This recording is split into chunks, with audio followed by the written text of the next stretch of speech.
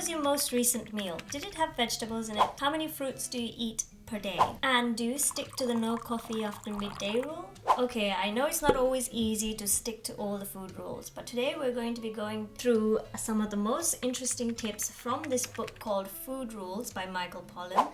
I'm going to be sharing 7 of these incredibly life-changing rules that we all need to follow. Hi there family and friends, welcome back to the channel. My name is Apsara, I'm from UK. I'm a biomedical graduate and I'm currently based in USA. In this channel, we look at tools and tips that helps us live happier, healthier and more productive lives. So my relationship with food and diet, I didn't really have one before I moved to USA. Back home, I used to live with my family. We were a joint family with my grandparents, my parents, my brother, my sister-in-law and my baby niece. A big house of the Gurungs. Food was always cooked for me. Meals were always prepared for me. I was blessed in many ways that my mom was a great cook, my brother, all my family members were good cooks except my grandfather and I.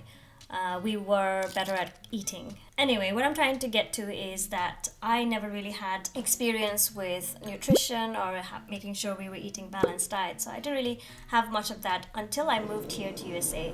My husband Andrew is also really a conscious consumer. So he's a good cook and he likes to make sure he has everything balanced. But because he's got a full-time job and I was free like a bird, I found myself being in charge of what we consume on a daily basis. So I used to struggle. I always worried about our diet because I wasn't sure whether we were having enough greens or having enough proteins or whatnot. And sometimes I'd buy far too many vegetables and they'd go bad.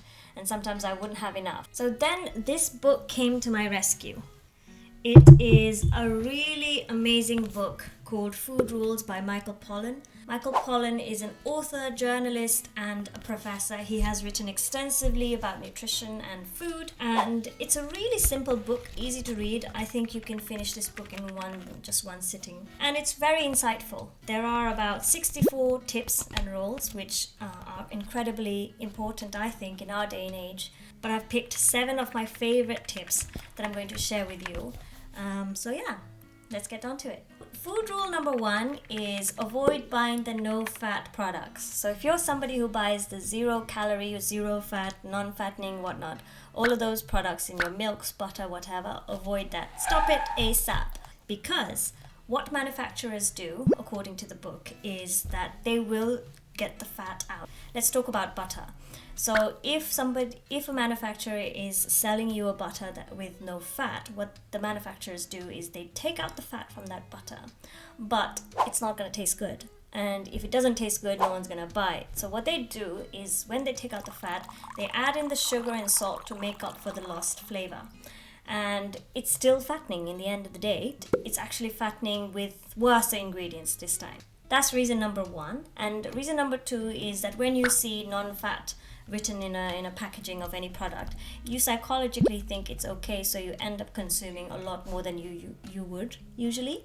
Michael has also stated that the non-fat campaign started 40 years ago and it was a big failure according to him, because now women and men are times 3 more larger or heavier compared to life when the non-fat stuff didn't exist.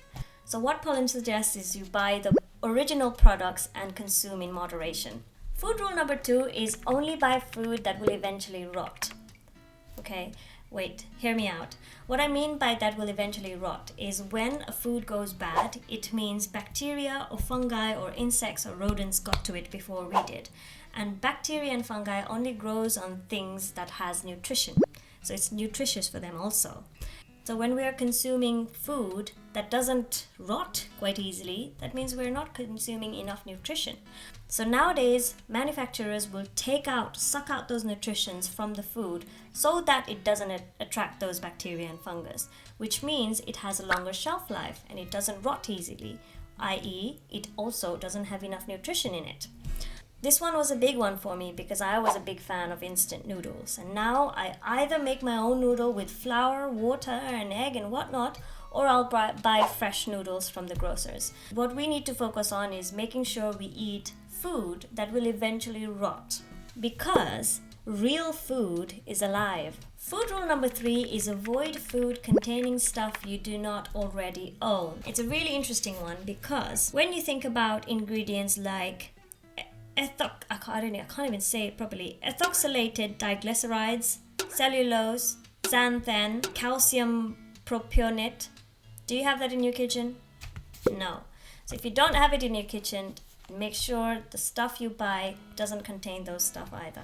Rule number 4 is eat your colors, because the different colors in vegetables or plants appear because of something called antioxidant phytochemicals like polyphenols, flavonoids, and carotenoids. These antioxidants are known to fight chronic diseases in different ways, so it is best to eat as much colors as possible. Food rule number 5 is to eat wild food as much as you can. The reason behind that is wild plants, when they grow, they had to grow without any human help. So they had to fight off pests on their own, they had to fight diseases on their own. So that makes them more stronger in many ways, like they have more phytochemicals in them. So eating that will be much better for us compared to other sort of vegetation that has been grown with manure, that has been grown with pesticides and whatnot. Similarly, for wild fish and wild animals, it's also better for us to consume wild animals than raised animals, because these wild animals have grown eating these wild herbs. So they are known to have much less saturated and healthy fats in them compared to livestock that was raised just for the purpose of growing faster. Food rule number 6 is eat as much junk as you want, but as long as you cook them. So the reason behind this is cooking junk food is actually quite a long and tedious process. So if you think about crisps or chips, as they say out here, if you want to make a packet of crisps, you have to wash the potatoes, slice them thinly, dry them, deep fry them, and then finally add some goodness for the flavoring, and then you have a mere snack. It's not even a whole meal. Or let's say ice cream or pie or cookies or fried chicken, they're all just snacks for a really long process. So if you cook your own fast food or junk food, you'll find yourself eating it a lot less. So sadly, what manufacturers have done now is they've made junk food readily available and very cheap, so we end up eating those quite a lot than we should. But try to cook your own junk food and see how you get on with that. Food rule number 7, and one of my really favorite rule, has really changed the way I think about food. The rule is to stop eating before you're full.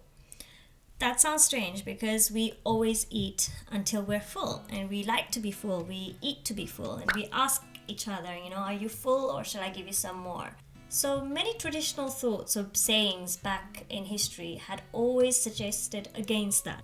Harahachi bu is a Japanese term, purely saying stop eating after you're 80% full. Ayurveda tradition in India also suggests you to eat up to 70% before you're full. There's old Chinese beliefs and teachings about only eating 75% before you're full. Prophet Muhammad said a full belly is a belly that contains 1/3 food, 1/3 water, and 1/3 air, which means nothing. And the French don't even have the words I'm hungry. They say j'ai faim, which means I have hunger. They don't say I'm hungry, they say I have hunger. And when they're full, they say je n'ai plus faim, which means I don't have hunger. They don't say, there is no term to say I am full. They say I don't have hunger. And so they eat until they don't have hunger and they stop. So the next time you're eating, you need to ask yourself the question, not am I full, but am I still hungry or not? So there you have it. Those are my 7 favorite food rules from the book. One bonus for you is that when you're shopping in the grocers, always stick to the wall side of the grocers. You'll find fresh produce like meat, vegetables, fish, whatever is usually along the wall.